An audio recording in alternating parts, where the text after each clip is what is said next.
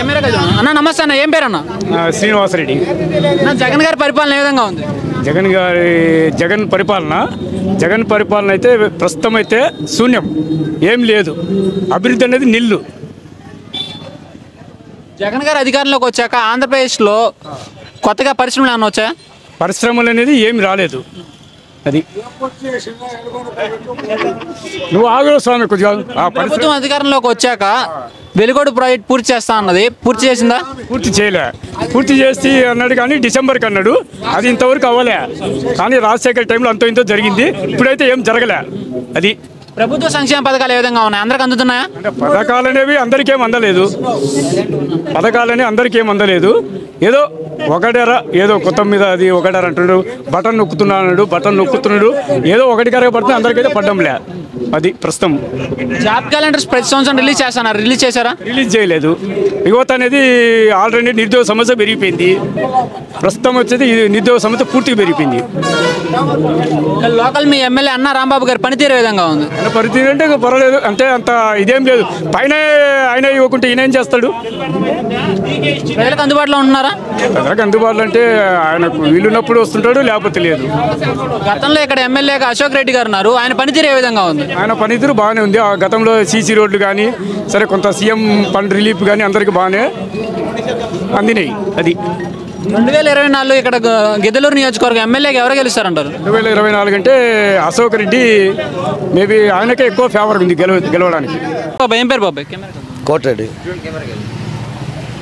జగన్ గారి పరిపాలన ఏ విధంగా ఉంది? బాగానే ఉంది. అది అభివృద్ధి ఏమైనా జరిగింది ఆంధ్రప్రదేశ్లో? అభివృద్ధి ఏం లేదు. అదే బటన్ నొక్కడమే, రోడ్లు గీడ్లు ఏమేలే, అభివృద్ధి ఏం లేదు. సంక్షేమ పథకాలు అందరికీ అందుతున్నాయా?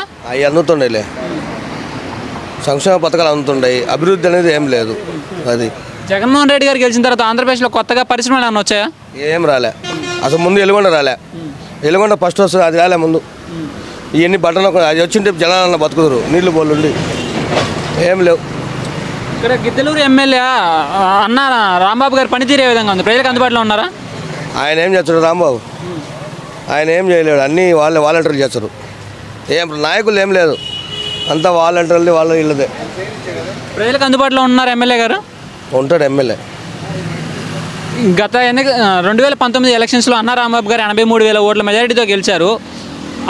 మెజారిటీతో పాటు అభివృద్ధి అనేది జరిగిందా? అభివృద్ధి ఏం లేదు, మెజారిటీ ఊరికే.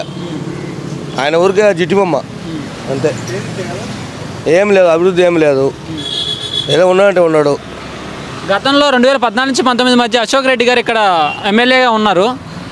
గతంలో అభివృద్ధి జరిగిందా? ఈ ప్రభుత్వం అభివృద్ధి జరిగింది గిద్దలూరు? గతంలో తెలుగుదేశం పార్టీలోనే అభివృద్ధి జరిగింది, ఇప్పుడు బటన్ అభివృద్ధి జరిగింది. అది 2024లో గిద్దలూరులో ఎవరు గెలవచ్చు అంటారు బాబాయ్? చెప్పలేము, అది ప్రజల తీర్పు, మనమేం చెప్పలేము, మనకేం తెలియదు. అది ఇంతవరకేమో ఈ జగన్ పరిపాలన అనేది బాగలేదు. అశోక్ రెడ్డి గారి అంటే గిద్దలూరు అశోక్ రెడ్డి గారు అభివృద్ధి చేశారా, రాంబాబు గారు అభివృద్ధి చేశారా? చెప్పాలంటే అశోక్ రెడ్డి అభివృద్ధి చేసిండు, రాంబాబుకు ఆయనకేం ఇయ్యలే. చేద్దామనుకున్నా కుదరలే పాపం.